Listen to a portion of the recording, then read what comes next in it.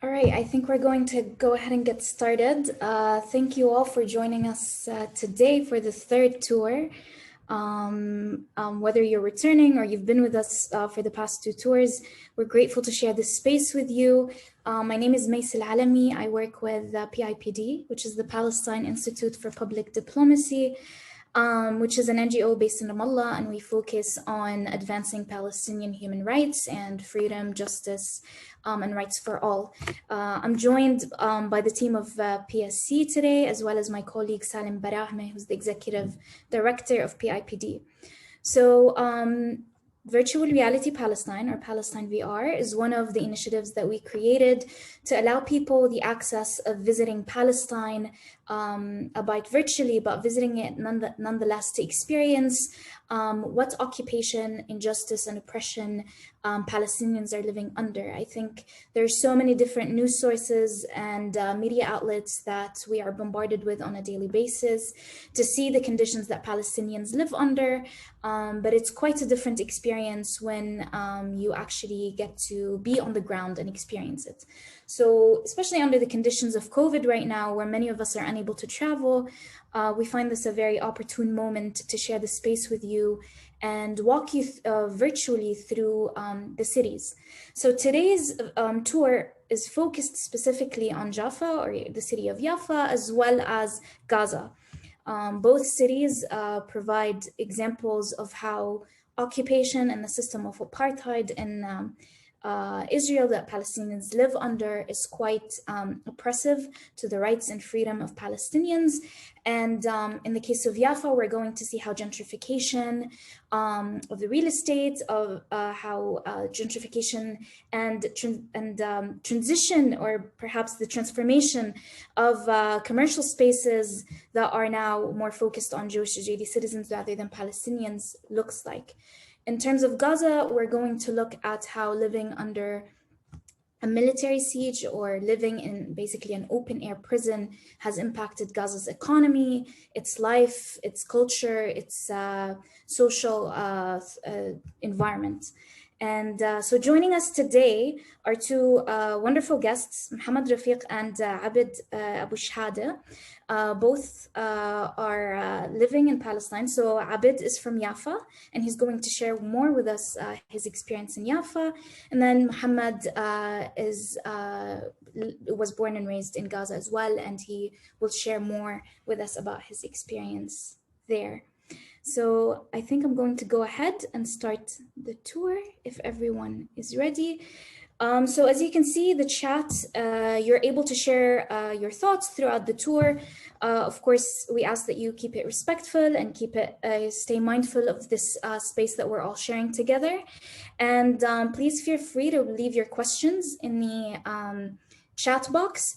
Try to mark them in some way so that we can catch them. And towards the end, we're going to dedicate a bit of time to answer some of your questions with our speakers as well. So I'm going to go ahead and share my screen with everyone.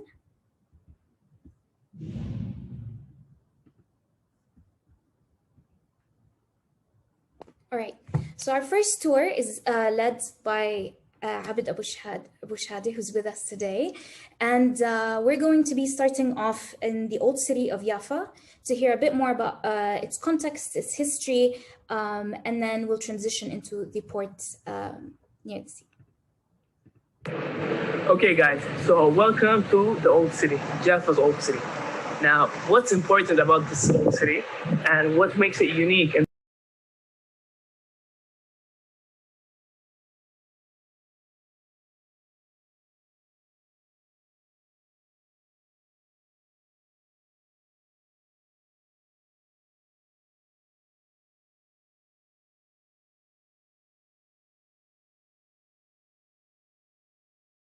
conquer Jaffa because of its military importance. Now, throughout the years, it also affected the landscape and the demography of the region itself, from crusaders to Muslims to foreigners to locals, and makes it a multicultural city, especially having the port very close to it. The other important thing is Jaffa is considered to be a very important site for Christians. It's believed that St. Peter was here when he had this vision where the angel Michael comes to him and preaches to them about this new religion, which is religion for all people and not only for the chosen people. Now, throughout the years, the old city has changed. But what you can see around us today is a different old city than what you would expect for two reasons. First of all, 1936, and here where it becomes political. 1936, the Arab revolt. Other people think of 1948 and the Palestinian Nakba as a specific time where everything went off. It's more complicated than that.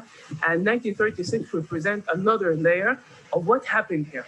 The Palestinians were very well aware of what were the Zionist plan and project in this region. 1936, they revolted against the British and because of their policies concerning the treatment of the Palestinians and favoring the Zionist movement over the Palestinian movement. The resistance was in the old city. At that time, the British didn't know how to deal with the resistance, so they did what the British do best. They flattened the old city. This is why the majority of the space around us in this part is empty. It's called, by the way, the anchor, because it was flattened. After flattening it from a high view, it looks like an anchor. Now, throughout the time, the old city has become a slum, unfortunately. The British didn't rebuild the old city, didn't build the infrastructure. After 1948, it continued to be neglected. Now, we're going to talk about 1948, but now, when it comes to the old city, what's special about it today is 1960, the new Israeli Zionist government decided to turn it into an artist village. Now, what's important about an artist village? It excludes the Palestinians from even getting to live here. First of all, because they didn't recognize any Palestinian artists. The second thing is, it became a very expensive neighborhood. Now, even in the 80s and 70s, where Jaffa was literally a slum because of lack of infrastructure and care of the municipality in Jaffa, we had this new neighborhood where it became very it became an artist for the postmodern artist, and that reshaped the old city into an artist village, which makes it very unique than any other old city. So if you go to East Jerusalem, you're going to see people. Here, when you walk around the old city, it feels like one big museum. So next we're going to be going from the old city to the port, and Abid's going to walk us through the history. Okay guys, so I'm about to leave the old city. As I mentioned earlier, unfortunately our old city looks like one big museum, an artist village for all the postmodern, fancy, rich artists who want to live in an orientalistic neighborhood without any Palestinians living in it. But what's special about the old city, this is something they can never take away from us, it's the connection between the old city and the port, which gives its unique landscape, its beauty. So one of the things about Jaffa, it's in every neighborhood in Jaffa, a very important geography, is all the stairs in Jaffa, no matter where you are, if you encounter stairs, it will lead you to one place and will lead you to the sea. In our case, the old city leads you into the port. Now, I have a lot of emotional feelings concerning this port, because guys, this is the last place the refugees, the Palestinian refugees, saw as they were forced out of their city.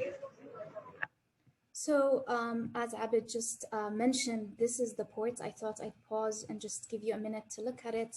These are all the yachts that are now around, and as you can see, it looks quite like a tourist city. It's been transformed quite a bit.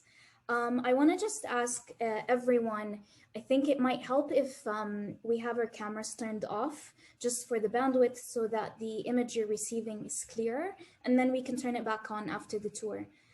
If you want to turn it off, it's the icon at the bottom left of your screen, I believe, that is next to your mic. So if you could do that, that would be great. And so we'll continue the tour now with Abid to talk about the port, how it was transformed, and what that meant for the Palestinian fishermen who made a living out of fishing. And as you can see today, it changed. It changed for the worse. It might look nice, but it doesn't emphasize how important this port was historically. We're talking about the port that the Jaffa industry would send their goods out We talk about Jaffa oranges. One of the reasons Jaffa oranges was so successful as we know of it, where they would sell about 50 million crates of oranges in the 40s, it's because they were very close to the port. This port would lead you anywhere you wanted in the world. After 1948, this port turned into a fisherman port. Now, throughout the time, especially in the 90s and the 2000s, Jaffa started going through fast gentrification project. Now, this fast gentrification project, not only did it affect the prices of the houses and how hard it is for the locals to buy any property here, but a lot of the new neighbors, they have fancy yachts and they need to park their yacht in the port.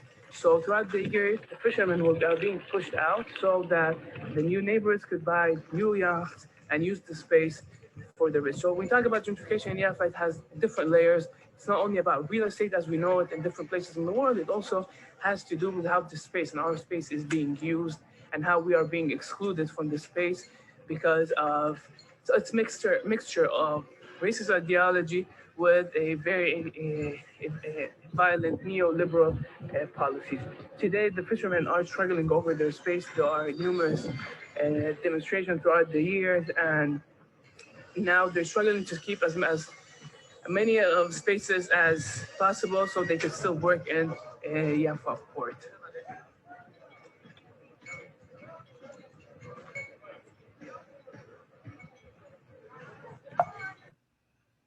So, okay, guys.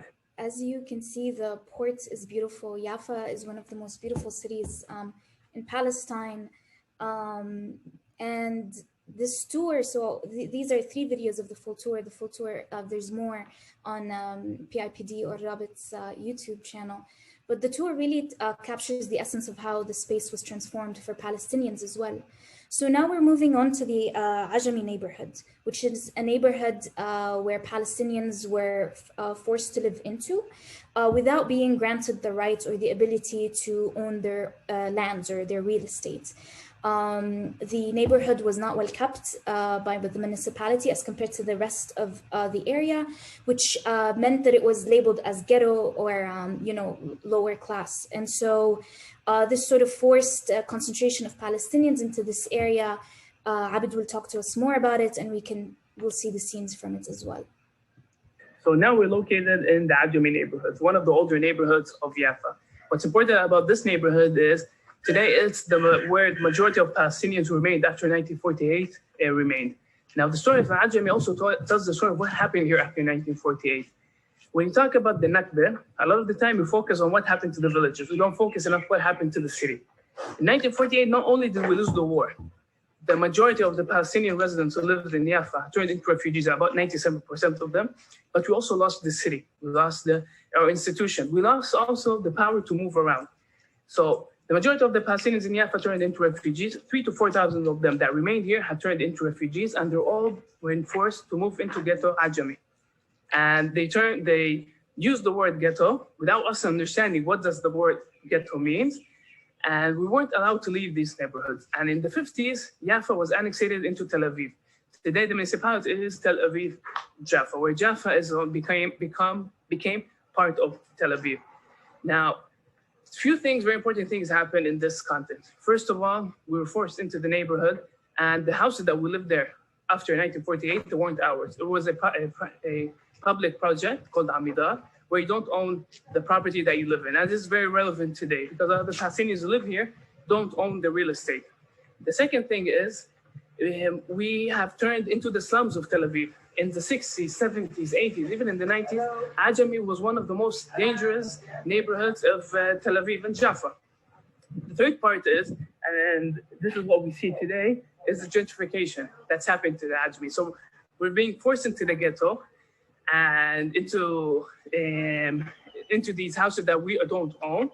And then throughout the 90s and 2000, the houses that were owned by the public government, by the public housing project, were being sold to the private sector. So as you can see behind me and around me, you can see very fancy houses, and right next to them, very old houses.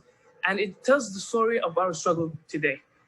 I want us to when you talk about the Palestinians in Jaffa, I don't want us to focus on all the negative aspects that we've been through. I also want to talk about and mention how we as a community, even though we're talking about today about 20,000 Palestinians who remain, we were able to rebuild our community, to rebuild the structure of their interaction between another. And throughout the years, because we understood the importance of real estate, and a main milestone in the conflict itself surrounds the real estate surrounding us. So in our consciousness today, the Palestinians in Jaffa, we focus more and more on buying real estate, because we understand if you want to live here, you have to buy, you have to own your property. It's not only enough to rent it. And if we want to talk about the future, we have to talk about how we rebuild Jaffa as a city, not as a neighborhood of Tel Aviv, how we gain independence of Jaffa, how we get to affect urban planning to benefit our community, to benefit the neighborhood surrounding us.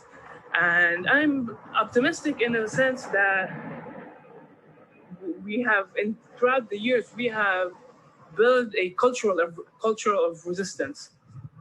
Throughout all the racist policies against us and discourse concerning our community, we were very successful in rebuilding the community, building our own institutions, and continuing our culture of resistance in remaining on our indigenous land.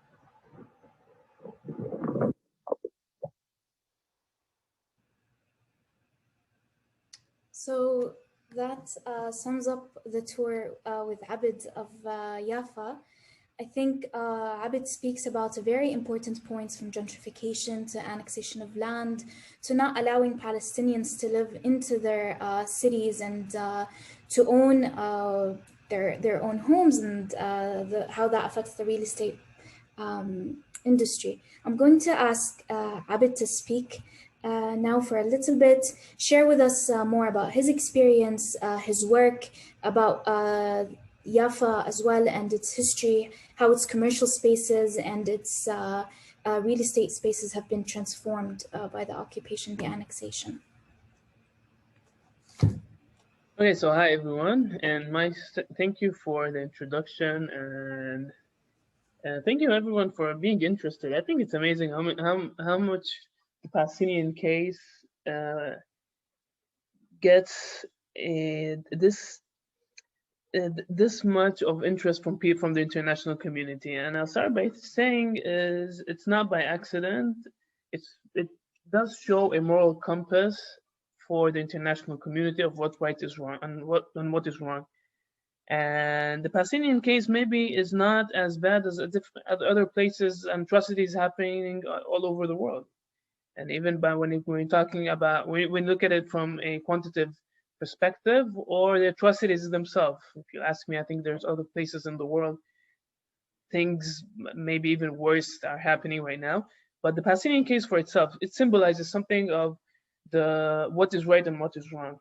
And you don't have to be Palestinian to think what is happening in the West Bank is wrong under the moral values of the Western democracies and the way that Israel gets to treat the indigenous people of this world. So I want to start by thanking you guys for being interested. I think that for itself is very important.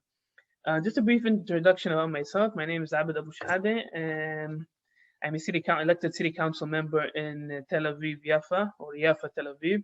Unfortunately, Jaffa from the 50s was annexed to Tel Aviv. So when we vote for the Tel Aviv municipality as a community. And about 2 years ago, I ran for office and was elected by my community. I have a master's degree in political science and focus on the social and cultural segregation of the Palestinian community in Jaffa. When you talk about the experience, the question of Jaffa, it has also, it works both ways. Also the historical perspective, what happened in Jaffa and what happened to the Palestinian city and what is still happening today. Tel Aviv is not located where it is by accident. First of all, Tel Aviv is the major Zionist project. It's the successful Zionist project. The majority of the municipalities and experiences inside the Green Line are a failure. Even the Jerusalem experience is considered to be a failure. It's not as much as they wanted it to be. Whereas when you look at Tel Aviv is the successful Zionist project, and it's not by accident. Tel Aviv was built on the expense of Jaffa. When you talk about Jaffa before 1948, we're talking about one of the most important cities in the Arab world, not only in Palestine.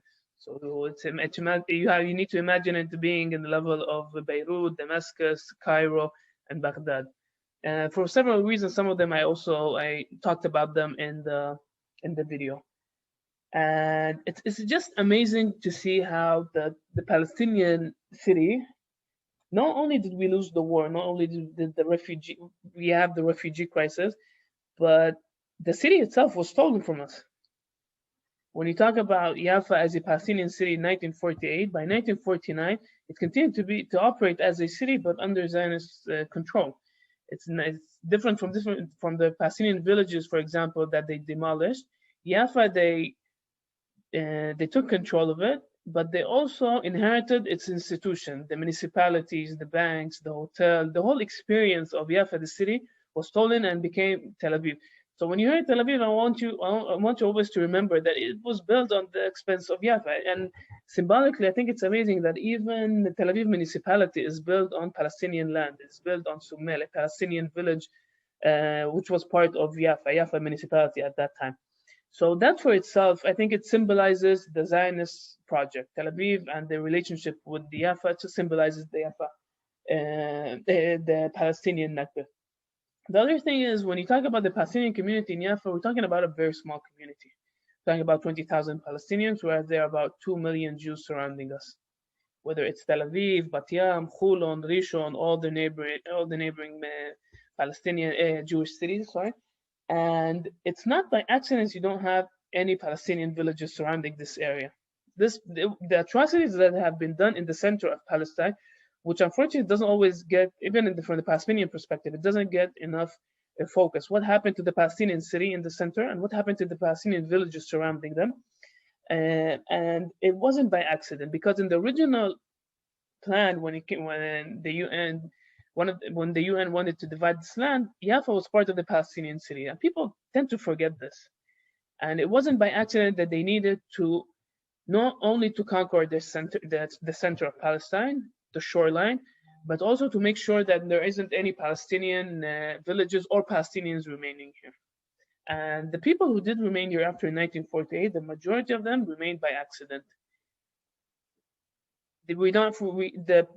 For example, my family is from my father's side is from an area called Tal el-Rish. My family from my mother's side is from the old city, and the majority of them remained by accident, and they didn't plan to remain, and were all put in the same neighborhood called Ghetto Ajami. And from 120,000 Palestinian citizens who lived in Jaffa by 1948, between 3,000 to 4,000 of them only remained. So when we talk about 1948, we look at the Nakba on three levels. The first one, we lost the war. The second one, we lost the city. And the third one is what happened to the Palestinian community after. Now, when you talk about the living experience, the fact that the Palestinians didn't integrate into the Israeli society, I think it comes to show the conflict and the racism of the Zionist movement. Because usually when a community this small, it's very easy for them to integrate. But first of all, the racism of the Zionist movement stopped us from integrating. Like, they don't want us to integrate from the first place. The second thing is how much the conflict affect the Palestinian citizens today inside the Green Line when it comes to the relationship with the state. We can't think of the Palestinian citizens inside the Green Line of being a minority group. Just like a lot of the time they try to compare us with the African American community or different minority groups in the Western world. I think it's not healthy and it's not correct. First of all, we're talking about indigenous people. Second of all, we're talking about the group of people who own this land. And we can't overlook the fact that even if we want to reconciliate, even if we want to build something new, like if you ask me, I come from a discipline that talks about turning the state to a state for all its citizens. Right? I'm not going to get into one state or two states, but the idea is building a state that it sees itself for the both groups of people. And none of this is even possible if we overlook the fact that the Palestinian community are the indigenous group that was here before 1948, and we're talking about a colonial project. We didn't immigrate here, we didn't ask to be here. What is here, what exists here, it happened here from on our land, on our experience, and we can't disconnect it from the wider content of the Palestinian people. So our struggle is not only the struggle only for the Palestinian citizens who live in the Green Line, but also for the Palestinian people, and our struggle is not only for the people who live here, but also for the Palestinian refugees, who I think we have a moral obligation to keep reminding ourselves and others that we still think that the refugees have the right to come back to their land. And it's not something that we can debate, and 73 years after, we still have to talk about this. I will say that as a city councilman, representative of my community, unfortunately, the majority of my work, and I think it's something very important to focus before I end up this brief introduction, is also being able to represent our community with their day-to-day struggle, with their infrastructure, with the housing problem, with the fight against gentrification. It's just as important, and it's another tool for us to keep on fighting back what's happening in Jaffa. I think I finished in 9 minutes. I promised you 10. Thank you guys for listening. Thank you, Abed. Thank you so much. And I think you bring up a lot of important points about Palestinians' rights to self-sovereignty, to owning land, to being able to exist in their own right without feeling like they're controlled or pushed out or erased, whether it be racially or geographically. And I think Jaffa is a great representative of that, and also of the right to return. I think my colleague Salim and I earlier were talking about the point you say about the port and how it's an emotional place for you, because this is the place where a lot of Palestinians last saw Palestine, because that's where they left, and that's quite an impactful way to put it. So thank you so much, Abid, and thank you for sticking to the time. We're going to move on to Gaza. So before I start the tour, I want to ask everyone, if possible, please do turn off your videos. It might be a better experience for you as I show you the tours. So I think a lot of us have heard about Gaza in one way or another. It is often spoken about in different media outlets in the news.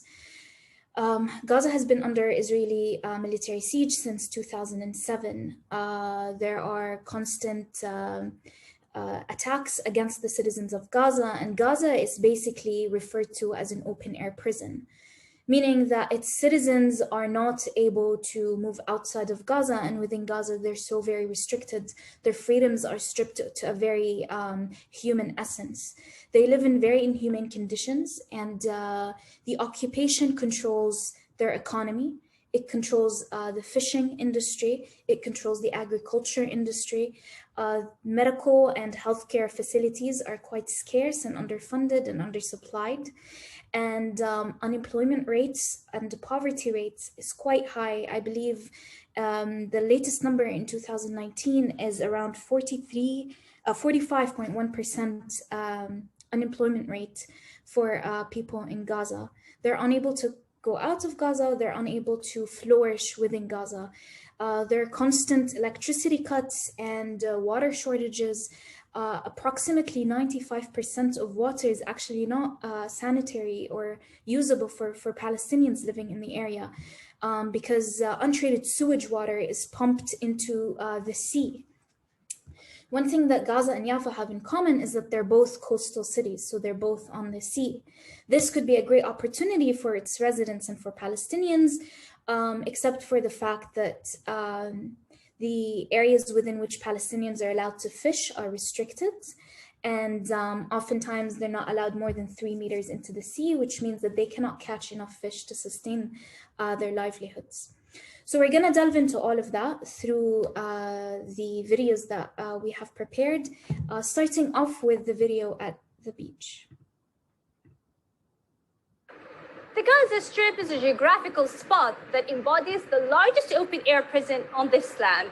The Gaza residents are imprisoned by political bars. Here to the north, we have the Erez crossing border, which is under Israeli authorities. While here to the south, we have the Rafah crossing border, which is open for Gazan residents only according to the Egyptian decision. Now, this sea is the only place where Palestinians can come and find a little bit of happiness and forget about their problems and worries here on the shore. But unfortunately, this sea is not entirely for the Palestinian residents because according to the Israeli decision, they're only allowed to use 6 to 9 nautical miles of it.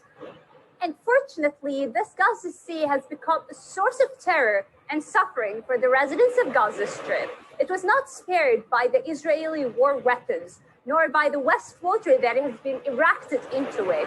As you can see right here, the Palestinians of Gaza are forced to divert all wastewater without treatment into the sea directly due to the shortage of electricity in the Gaza Strip, which causes great amounts of pollution. As you can see, the water has turned green from all the sewage that has been diverted into it.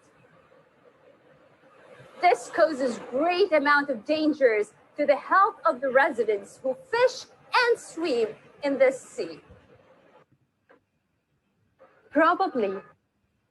So next we're moving on to the Shifa Hospital, which is in the middle of the city, and we'll talk more about the medical situation in Gaza. The place that you would hear about most frequently when there is an escalation on Gaza is a Shifa Hospital, where I'm standing now. It's in the middle of the Gaza city, and it's the main hospital there. It becomes the busiest place during escalations, and many patients and injuries would be transferred in from different hospitals throughout the Gaza Strip. Neither staff nor medical tools are sufficient. With the frequent power cuts and lack of gas, many patients and injuries are at risk of death due to this shortage. The hospital's capacity is low due to limited rooms, and like you would see patients lining the corridors. Here is the surgery building. That's the entrance. Here are the storage, and that's the reception building. So I think before we move on to the agriculture industry, speaking about the medical and healthcare facilities in Gaza is particularly important right now, given the global pandemic that we're living under. There are not enough IC units or even beds in hospitals to be able to supply medical care for Palestinians in Gaza. And even in severe emergencies, sometimes Gazans are not given permits that are necessary or needed to go out of Gaza and get treatment elsewhere.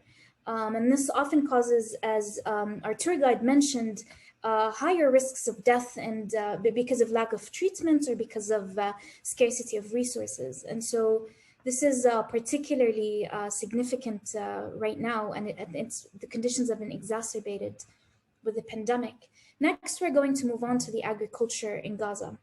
A lot of lands are actually destroyed, and crops are destroyed by Israeli helicopters flying over land and spraying pesticides and herbicides on the land to kill crops and sometimes even make lands infertile for seasons, which is quite detrimental for farmers in Gaza who rely on this as a source of livelihood. Hi, I am at the southeastern borders of the Gaza Strip in a village called Khuza'a. It's very dangerous here. As you can see behind me, the borders where the Israeli army's points. Farmers here facing a real danger.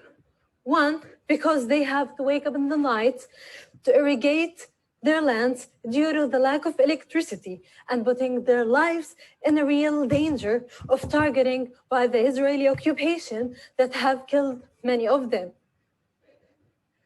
Israel also sprayed pesticides on the land, causing poison to the land, to the corpse, and to the groundwater.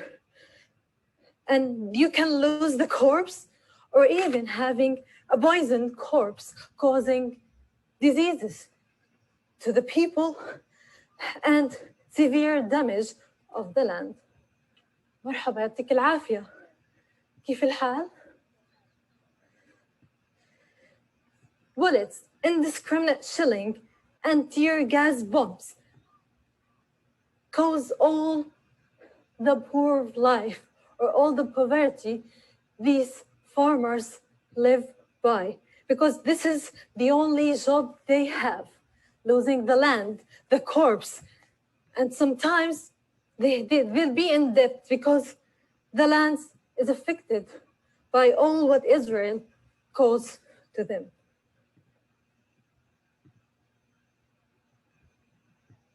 All right, so next we're going to move on to the last part of the tour to talk about poverty in Gaza.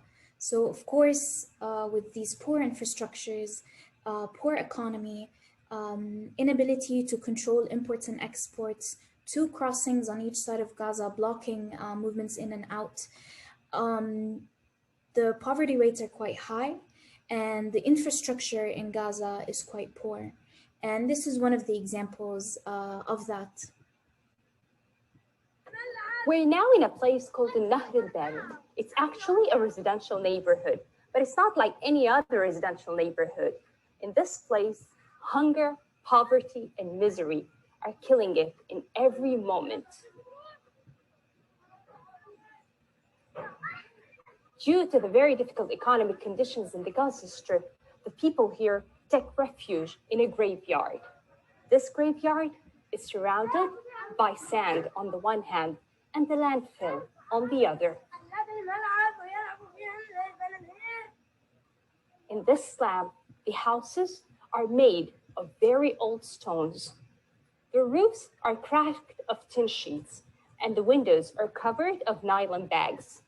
These houses here lack the basic necessities of life. They have no services like electricity, water, cooking gas, or even sewers.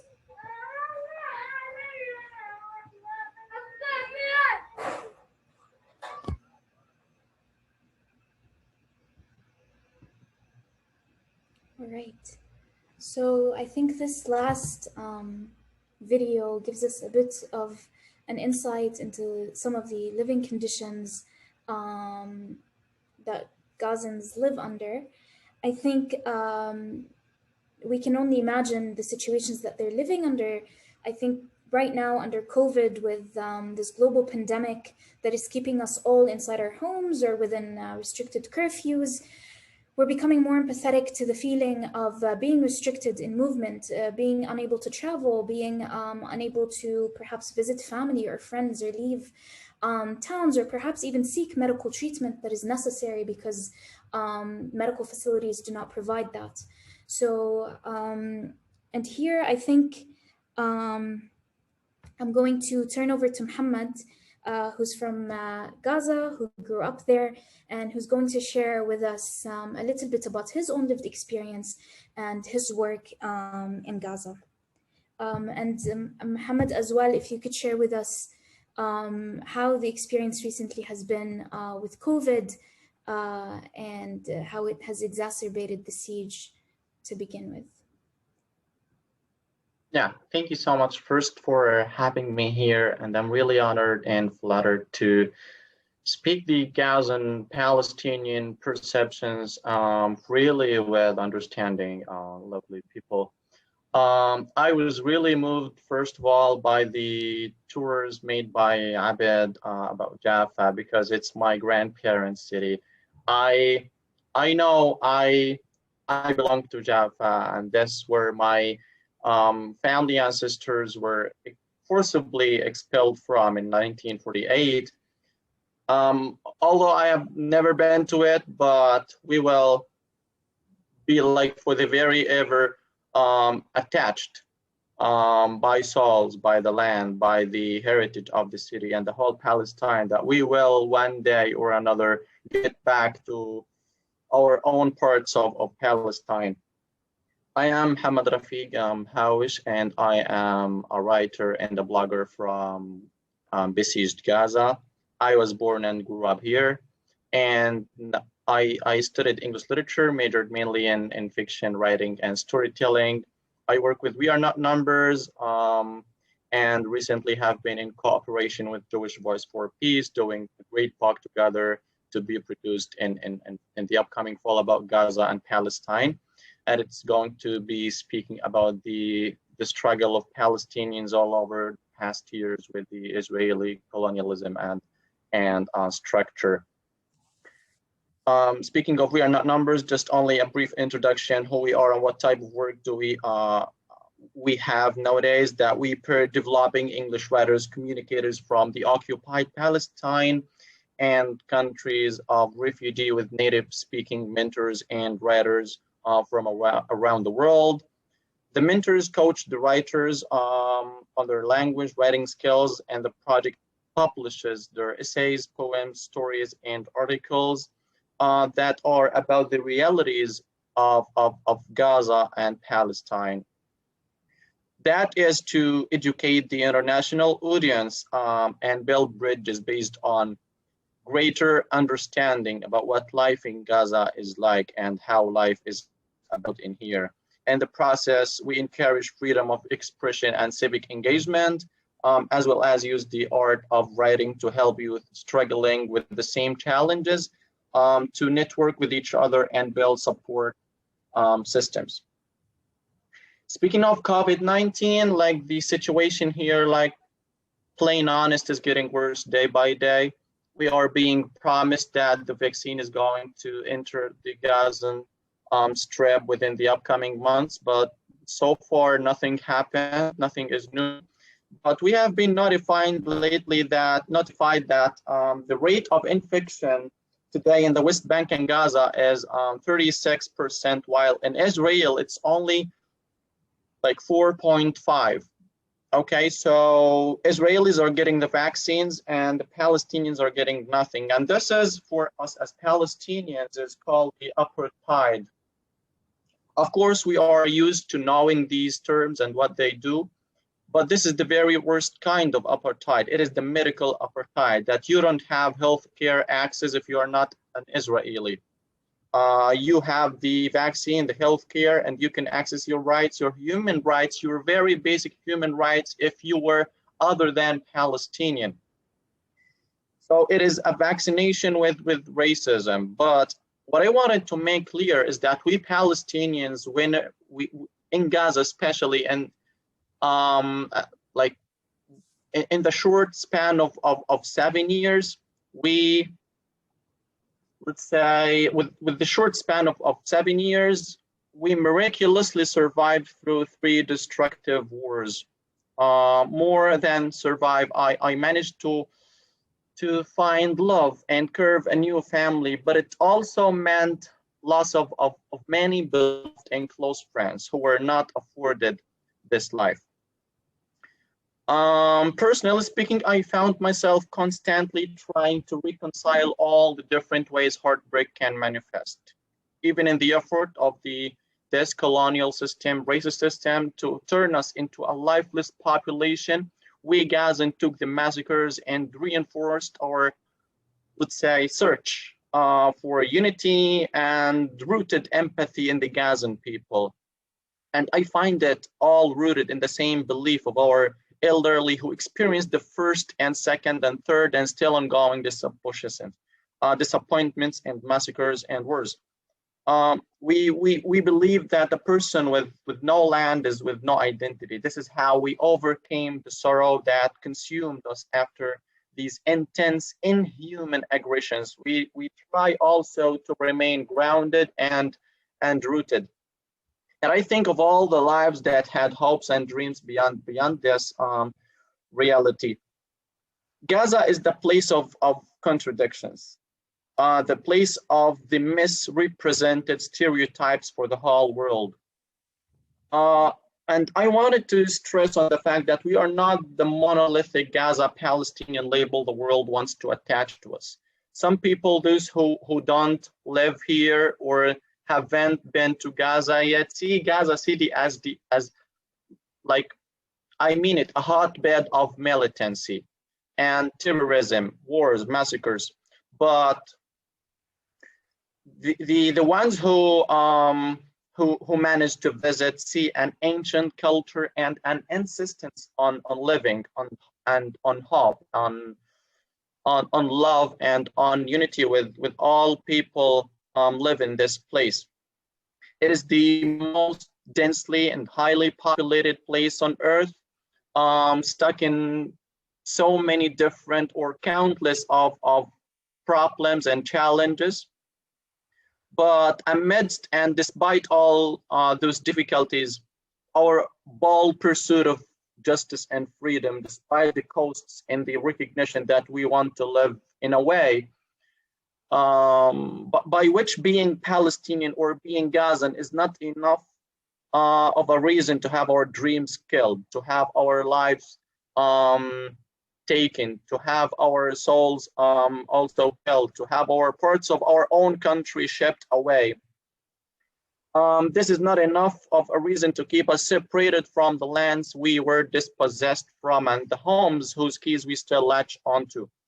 Because simply it is our ability to do the dance of Dabka. Let's say, like, traditionally through over the past years, Palestinian and Gazan people are holding onto their heritage and their human rights.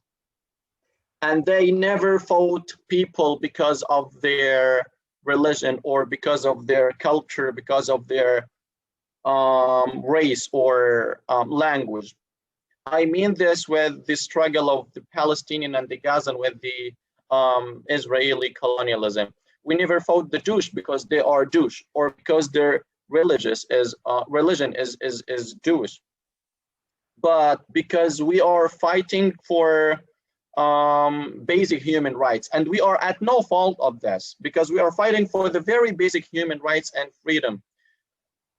But on the other hand, the occupation continues to put a strain and cuts all the needs in every way possible by enforcing a long-standing siege, which has now been 15 years now. This is a military-imposed occupation that operates in a manner that injects the Palestinians dictionary generally and the Palestinians in Gaza particularly with words that are unfamiliar to many other nations. I mean by this, having blockade, isolation, apartheid, bombing, no access in or out from the Strip, destruction of our civil infrastructure from construction, or being separated from the rights you have to or you must as a human being have, which is being able to visit your relatives, visiting your friends, visiting your families, visiting your people in the other occupied parts of Palestine. But what was not recognized is how experiencing pains and loss together further instills our rootedness. But like, aside from all the black sides of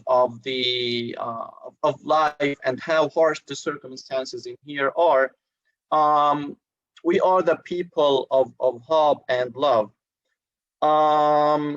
We have, for example, the sea, which is located next the Mediterranean Sea, that is located next to the Gaza Strip, across the whole Palestinian like southern border, which has since the siege began 14 years ago, it's been the only space to remind us of a distant and a much vaster world that is ahead. It is the only way out for Gazan people to reveal feelings, to have free times, to have their gatherings over there in summertime. And the sea is also our source of fish, as you have just mentioned in the previous tours. A noticeable number of residents or rather we're at least fishermen. Like on a daily basis here, if you go out for a walk in the very early morning hours in Gaza, more than 100 can be found sailing in the sea. with their boats. They can go for almost the entire evening up until the early morning light. Some do it for, let's say, are not fishermen. Some do it for pleasure, sitting around the rocks, waiting patiently to catch some of the tasty local fish. But at the same time, according to the sea, we are facing a very problematic issue here. That is, we used to fish in 12 or 20 nautical miles 10 years ago, back in 2010. But nowadays, fishermen are only allowed to fish in or to sail within the space of 3 to 6 nautical miles. And you know, the more you get closer to the beach, the more you get no fish. But people are insisting on life. People are insisting whether they could be, their boats could be stolen. The Israeli Navy continues to kill us, detain us, destroy our fishing boats. But however, the enjoyment is also our livelihood, and with the restrictions imposed at the nautical miles we were allowed. As I said, especially if you exceed the allowed limit. But on sunny days, some fishermen prefer to take a boat and enjoy the sea, let's say, glamorous sailing under the smooth sunshine, with even with the small space afforded. Personally speaking, for people here, those challenges, those obstacles of the Gaza Strip have rooted nothing in the Gazan people but their unity and warmth and their patriotism. So since I was a very young boy, I bore witness to the unraveling of my family's dire circumstances. I lost, for example, this is like personal, I lost 2 aunts and 1 uncle, one by one, to a disease. I thought that I could have been afforded more time, but their sin of being Gazan meant they were not permitted to exit Gaza and access the needed medications and treatment outside.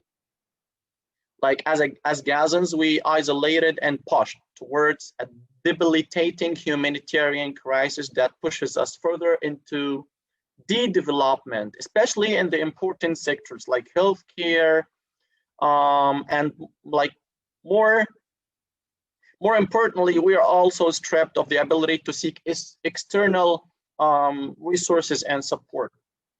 And this is known that the medical supply and referrals are tied to the political situation. So depending on political dynamics and concerns in the Gaza Strip, 1 month you have a better opportunity to exit, and others you don't have. So if you were fortunate, like I mean it, if you were fortunate, you get ill in the right shift of month.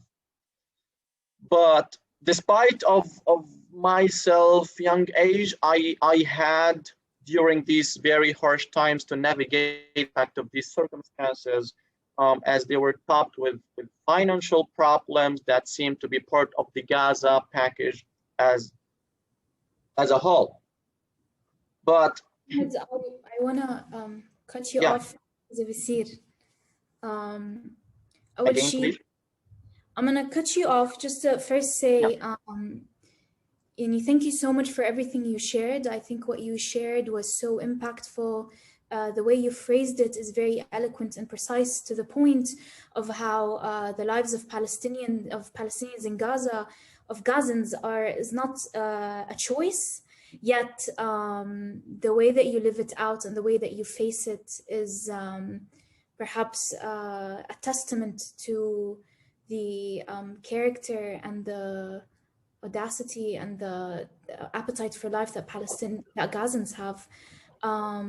And I won't add much to what you said, because I think what you said is perfect in its own right. I will come back and ask you, we'll talk a little bit about the COVID situation. We have a question about the vaccines. We'll come back to that. But shukran again, Muhammad. Thank you so much for your time. And and I think you've shared your work with us, so everyone will follow your work, inshallah, and see what you're up to. Thank you, Muhammad. I think at this point, we had a wonderful conversation, really enjoyed sharing the space with everyone of the tours. Jaffa and Gaza, I think, are very special places. Before we move on to the questions, I think I'm going to ask Ben Jamal, who's the director of PSC, to talk to us a little bit. I think this is a very important moment that all of us can take to think about how we can help Jaffa and Gaza out from the outside. And I think Ben will speak a little bit to that. And after, we'll come back to the question and answer session. Thank you, Mais. I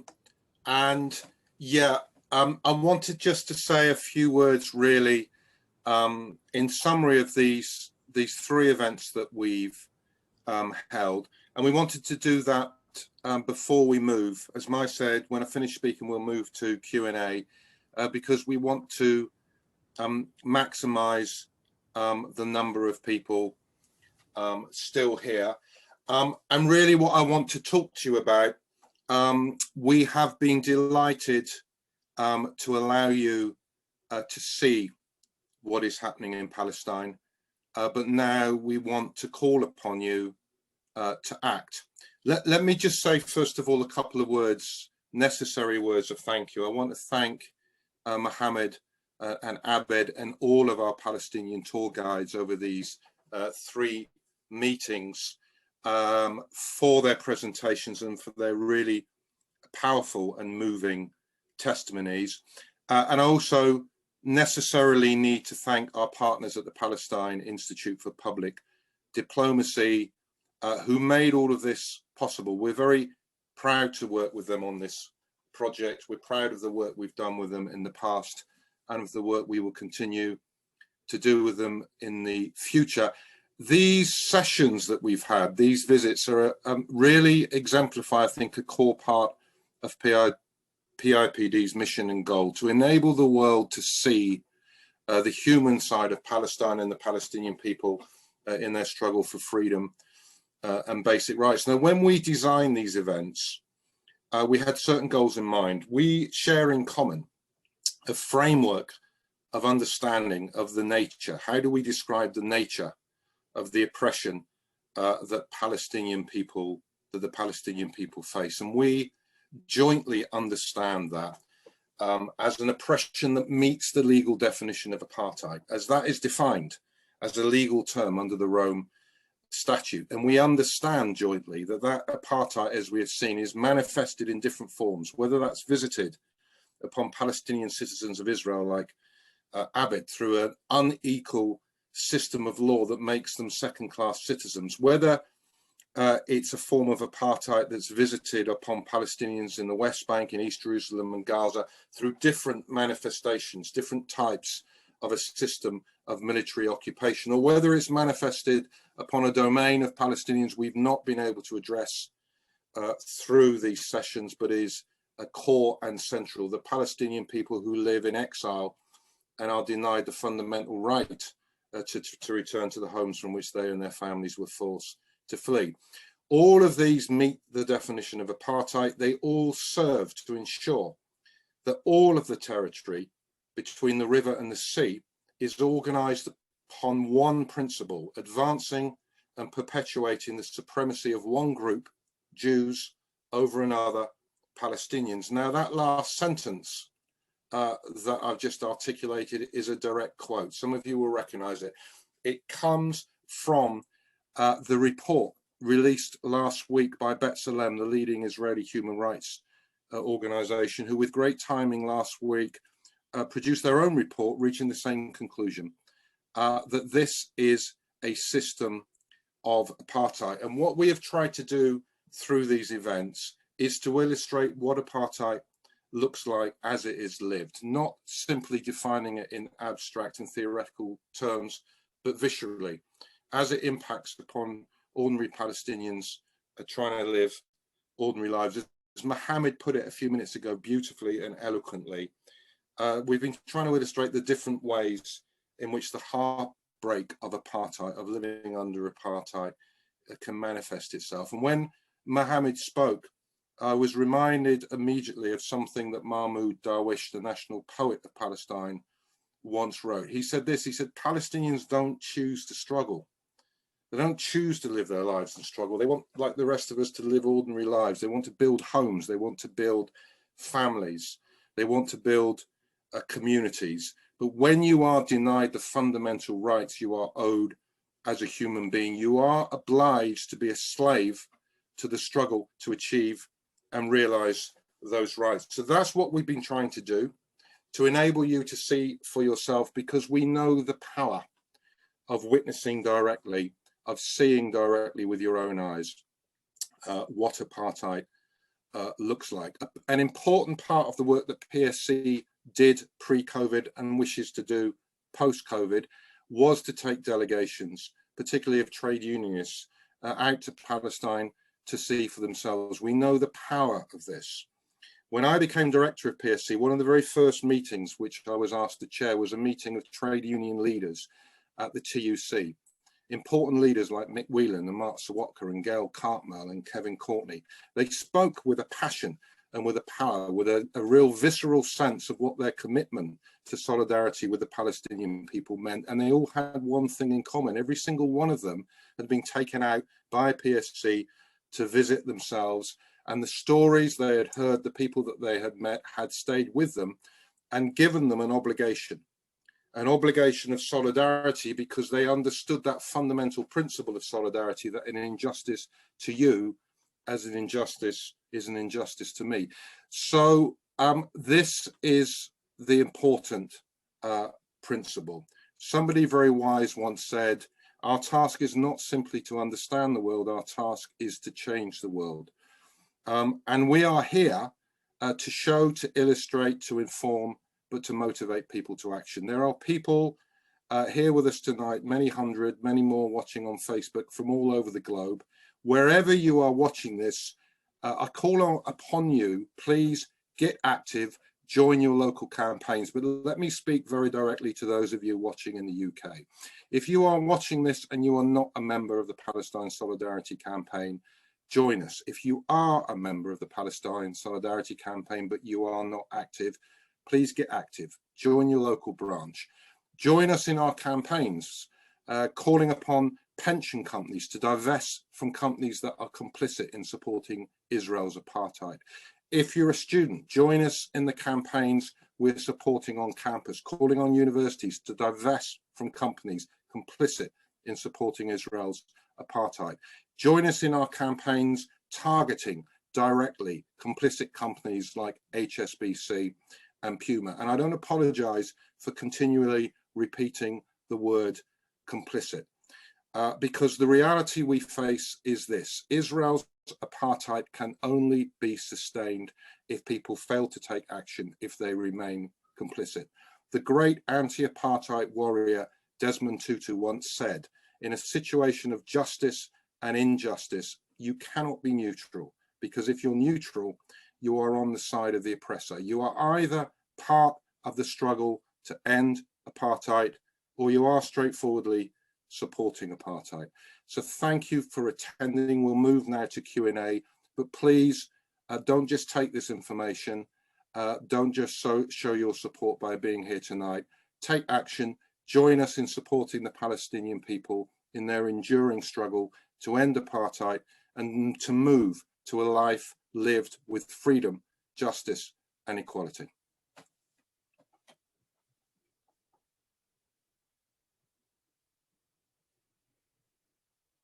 I was on mute. Thank you, Ben. That was very beautiful, very powerful. And I hope that everyone who's watching will take your calling and will really follow along this fight for Palestinian struggle and freedom. Eventually it is the freedom and justice for everyone.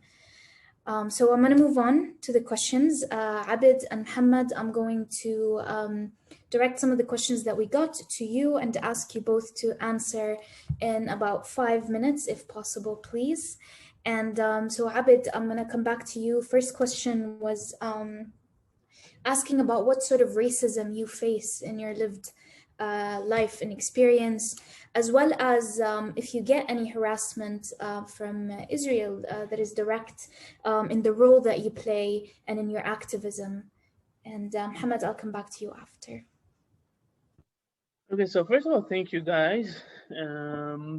Thank you guys for I followed up on some of the questions also, and I'll try to answer as much as possible.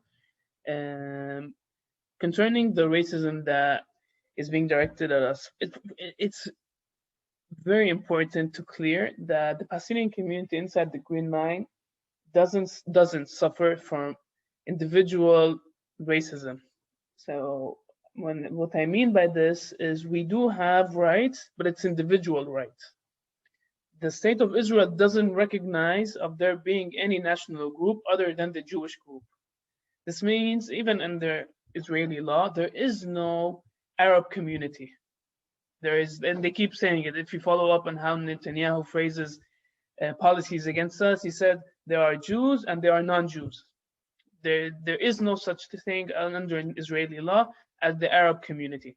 And this is essential to understand the racism towards us. Because many times they come at us and say they claim that we have the right to vote and we have representation in the Israeli parliament, in the Knesset, which is true. We have the vote in the municipal level and on the Knesset level. But we are not recognized as a community. This means from 1948 till today, not one Arab city was built. There is no Arab autonomy when it comes to culture, when it comes to trade, when it comes to transforming the Palestinian villages that just the demography grew into cities, proper cities, into urban planning. It's not being translated into the public sphere. So this is essential to understand the racism against us. And I think it was the Minister of Communication, called Hausner, said it best, that he said when he looks at every stoplight in Israel and every road that's being built, he sees this from the Zionist perspective, that they're building something for the Jewish group. This means even on the day-to-day level, things that you would think of them being a dry bureaucratic policies, they have lying in the fundamental perspective and the ideology of the Zionist movement of how to build a state, how to build a municipality, how to build a public sphere for the Zionist group. And something as fundamental, for example, of universities. People don't even question why don't we have one Arab university, even though we're 1.5 million citizens.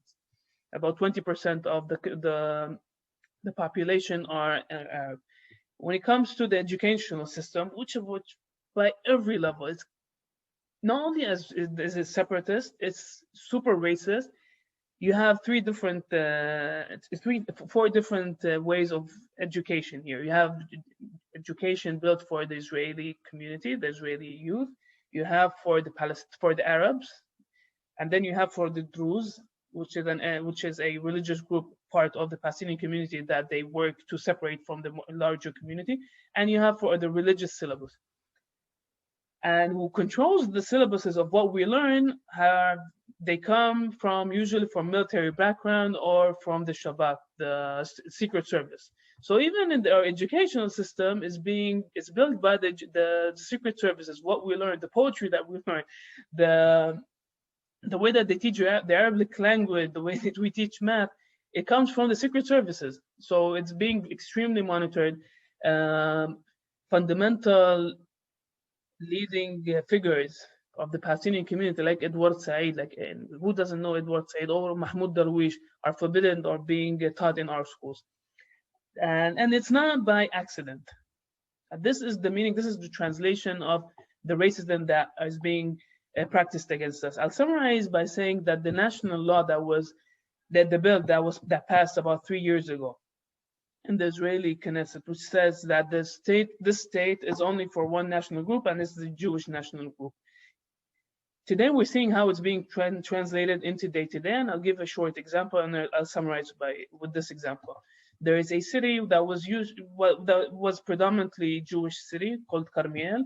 In the past 2 decades, more and more middle-class Palestinian families moved to the city, and they demanded, under the Israeli law, that because there is about 10% of the population being non-Jews, they demanded an Arab school, which how the Israeli law recognizes. The municipality refused, so they started sending their kids to a neighboring Arab village called Nadras. I'm sure you know of it. And the families came to the municipality claiming that because you don't want to build a school, you have to pay for the transportation. The municipality refused, and then they went to court. And this is new. This is about a month ago, 2 months ago. And the Israeli court said it very clearly. Under the national law bill, the municipality is not obligated to any group of people other than a Jewish group of people. And this is fundamental to understand the institutional racism that is being translated on every level of our experience here as being citizens. So we do, even though we do have individual rights, but if it doesn't translate into collective rights, they want us being a subordinate citizens without any collective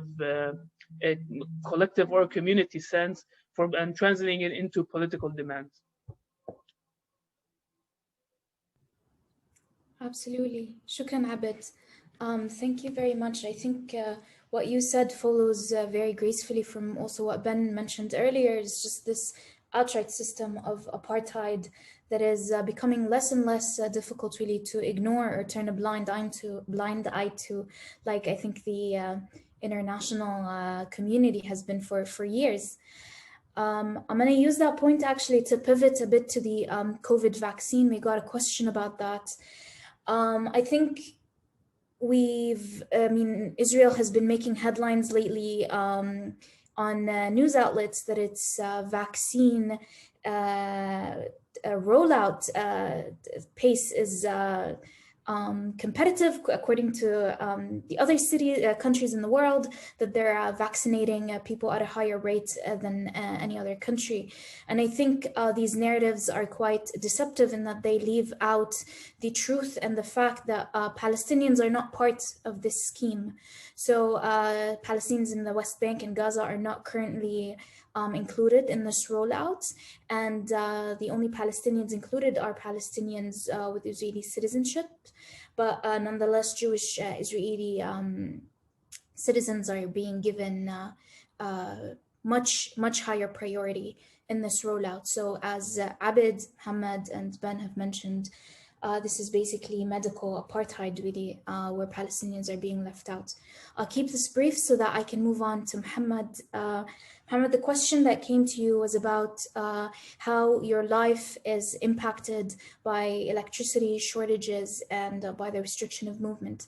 So what does that mean to you in terms of your day-to-day life, education, and just family situation? I know it's a very big question, but perhaps if you can give us a glimpse of in your answer, please. Yeah, okay, I'll try to put it as simple as possible. In terms of the difficulties of daily life in Gaza here, they are countless. First of all, we have the electricity outage. We have daily live more than 2/3 of the day with no electricity or water. So it means like you have more than 15 hours with no electricity or water.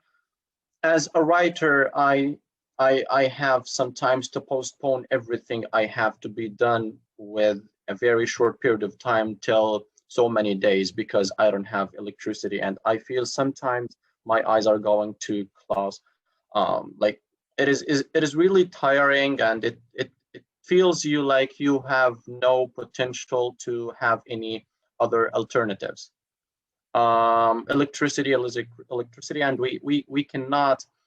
Although we have been trying to have any other alternative, but we couldn't. Also, there is no other alternative for water. You cannot imagine your daily life with no water for almost like more than 10 hours a day. This is basically all the Gazan people and the Gaza Strip face on a daily basis, not annually or gradually. Because the major supply of electricity and the distribution company of electricity and water is from the Israeli, is with the Israeli government. They are only the ones responsible and have the ability to provide the Gaza Strip with those things. So also, this leads us to have other rollouts and problems. When you have no electricity, you have no internet access. So I am really afraid too if my electricity, and it is time of my area in Gaza Strip when electricity goes off, and I'm really afraid I might get disconnected. So it is the obstacle that is faced on a regular basis. Going to the health situation in the Gaza Strip, I am sorry if I heard your question well. It is getting worse and day by day. We are registering hundreds of cases on like daily. This is compared to the whole number of the Gaza Strip population. And as we studied it, it is on average of 6 persons out of 10 people are infected with the disease daily. So it is really a huge and terribly terrible number and infection rate. The vaccine is till now nothing good happening about it. We are promised, but we are not numbers are in touch with the officials, with the local government in the Gaza Strip, and they have told us that nothing official has been given to them in terms of the Israeli government and the vaccines. The Israeli government has been providing the Palestinians and in the Gaza Strip with lip services only that you are going to have the vaccine by March, but providing the vaccine and distributing the coronavirus vaccine and allowing it to enter the Gaza Strip is a kind of justice and equality and an even treatment, which we Gazan have been struggling and fighting to get for like 100 years. And which is too, at the same time, the thing that the Israeli system has never been done, has never done to the Gazan in Palestine. So we don't expect, honestly and sorrowfully at the same time, if it also entered the Gaza Strip, in case it did, it will be at a very high cost. It will be highly priced. So the average person will not have capacity to get vaccinated and to have the ability to buy it or get vaccinated. Also, no medical supplies and referrals are being distributed to the Gaza health community here. Hospitals are waving the white flag. They have no enough medical supply. They have no enough oxygen generators. We are running out of them, running out of masks, out of the health, the necessary health treatment and medications. The Israeli border is still closed. The border is still also no news about it is going to open or not. So it is a system that deals with you. If you are a Jewish person, you would get everything available on this country. If you are not a Jewish, you don't have any access, especially if you are a Palestinian. But this racism is going to an end because we are fighting for the different part of the story, which is humanity, justice, and equal and even treatment. Even if we don't get the vaccine, that's okay. Palestinians will never surrender, will never abandon the right of resistance to get their occupied parts gained again, will never surrender to have their humanity and human rights get and restored back again. It's not only about vaccination or some medical supply or treatment, it's about identity and heritage and history. So basically, in the first place, we're not fighting for medical supply. It is good to make the international community push the Israeli government, bring things necessary to Gaza. If not, that's okay. Palestinians are used to resisting, to fighting, and to restore their rights briefly with bold eyes and with courage. Gaza are like, will never care if the vaccine is here or not. We'll only care about we will drop out the occupation of our own parts of Palestine and to restore our humanity and region and history and heritage back. So financially speaking, if the vaccine got into Gaza, it will be, as I mentioned previously, at a high cost, which is like averagely for $47. In Israeli shekel, it might be approximately 200 shekels or 230 shekels around. So the average person will never be able to get that vaccine. So the struggle is not for the vaccine or not. The struggle is for the Palestinian identity and history, and to restore the parts and the occupied land of Palestine, and to live boldly in pursuit of happiness and in pursuit of humanity in the Gaza Strip and in the whole parts of the Palestine. Absolutely. Thank you so much.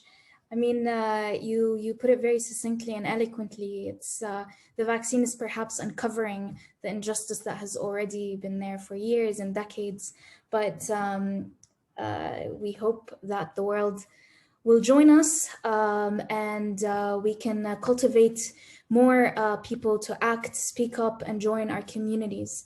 I want to thank everyone today for being with us, and also thank all those who've come to all three tours. Thank you to Abid and Muhammad and to the PSC team as well. If you would like to see more of the virtual reality tours that we have of different cities, whether it be Gaza in the West Bank, Jaffa, and some of the tours we've done before, please do check out Rabit PIPD's YouTube channels. Do sign up to our campaigns, such as the campaign